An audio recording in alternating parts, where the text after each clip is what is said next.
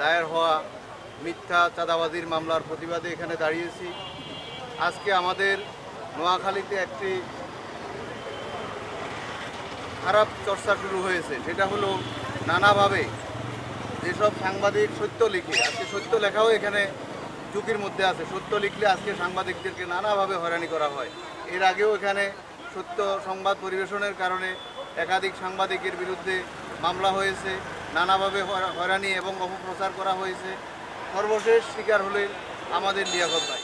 তীব্র নিন্দা জানিয়ে আমি বলবো, আগামীতে কোনো হামলা মামলা আমরা সাংবাদিকরা সহ্য করব না।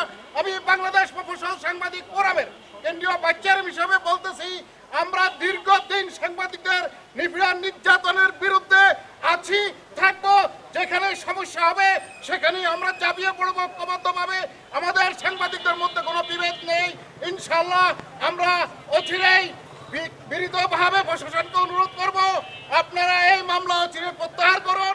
এভাবে আমাদের নোয়াখালীতে আমরা দেখেছি যারা গণমাধ্যম কর্মী, যারা মেইন স্ট্রিমে সাংবাদিকতা করে, যারা নিউজ করে সত্যিকার অর্থে, তাদেরকে দমন করার জন্য একটি প্রথম অস্ত্র হলো চাঁদাবাজির মামলা।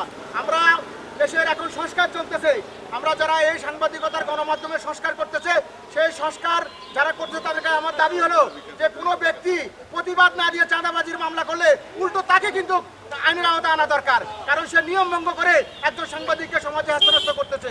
তো আমরা আশা করি যে সামনের দিকে আমাদের নোয়াখালীর সাংবাদিকরা ঐক্যবদ্ধ থাকবেন। আমাদের ভিতরে নানান মত এবং নানান পথের লোক রয়েছে, কিন্তু আমরা এইসব দুর্যোগ দুর্বিপাকে, বিশেষ করে আমাদের সাংবাদিকদের পেশাগত কাজে কোনো দুষ্ট চক্র আমাদেরকে হেয় প্রতিপন্ন করলে, আমাদেরকে বিপদে ফেললে আমরা সবাই